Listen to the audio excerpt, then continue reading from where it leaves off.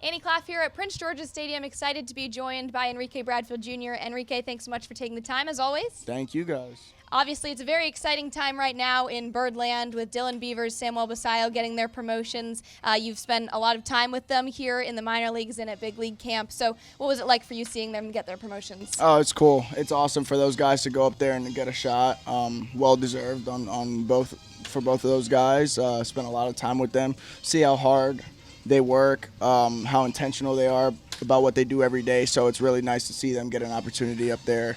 Just really happy for them. Are you surprised at all that their bats are both translating immediately? No, their bats play at any level. I feel like anybody who really doesn't know that, I guess, doesn't know the game that well. But those are two guys who can get in the box and swing it. They've only played a handful of games, and they look really comfortable in there. So that's really good for them. For both of them or one of them, is there something that you've noticed just playing with them or watching them even that you think like is just extremely impressive with how they act as now big leaguers? Yeah, I think it's just the ability to continue on regardless of how things are going in that moment. It's not always going to be easy. There's going to be good, there's going to be bad, and those two guys have had their fair share of good and bad, and at each level they've had their own struggles. So just being able to know that, you know, you can get through it, and if you just continue and keep working hard, there's going to be some light at the end of the tunnel regardless of what you're facing now. And along those lines, too, the good and the bad, you've obviously had a tough go-around this year with injuries and being up and down on the injured list. For you, how have you gotten through that? It's been tough at times, but have a lot of good people around. My family, obviously, guys in the org, guys on this team specifically have really helped me get through that. Spent a lot of time on the injured list. Not ideal, obviously, for the position that I felt like I was in at the beginning of the year. Couldn't control it. Unlucky for the most part. Just kind of put my head down and continue to work. You know, we went back to the drawing board. We revisited a couple things that we really felt that could be the game-changing difference for me as far as being healthy, and really just tried to attack that during my rehabs. My second rehab felt like was much better than my first rehab, and I feel completely different than I did coming out of that one. So I'm really happy about that. I'm happy I get an opportunity to finish the season and hopefully put on a good stretch down the run. What made the second rehab different than the first?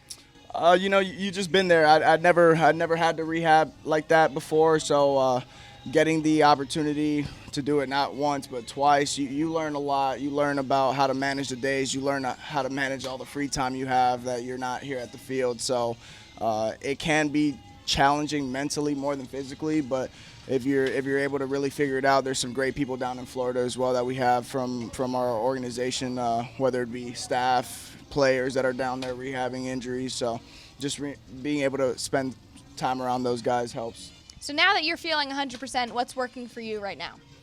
Just really going out there and competing every day. That's about it. Trying to stay as even keel as I could or as I can be through it all, whether it's going good or bad, and just kind of push forward with good attitude, good mindset, and just having fun. Just really enjoying this group.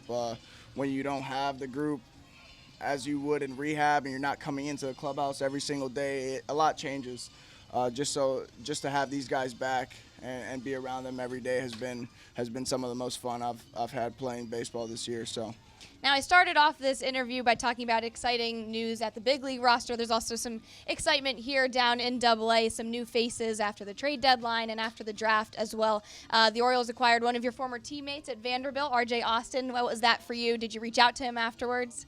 I did. I spoke to him the night that he got drafted. I saw him down in Florida. I was down there finishing my rehab, so I got to see him on his first couple days and kind of take him around a little bit, hang out with him outside of the field, and just really get to spend some time with him. It had been probably around 2 years since I've really been around RJ, so I'm just happy for him, happy that he's with us in this organization. He brings a lot to the game, and he's an exciting player, so I'm really excited for him. Did you give him any advice, or was it kind of just having fun, hanging out?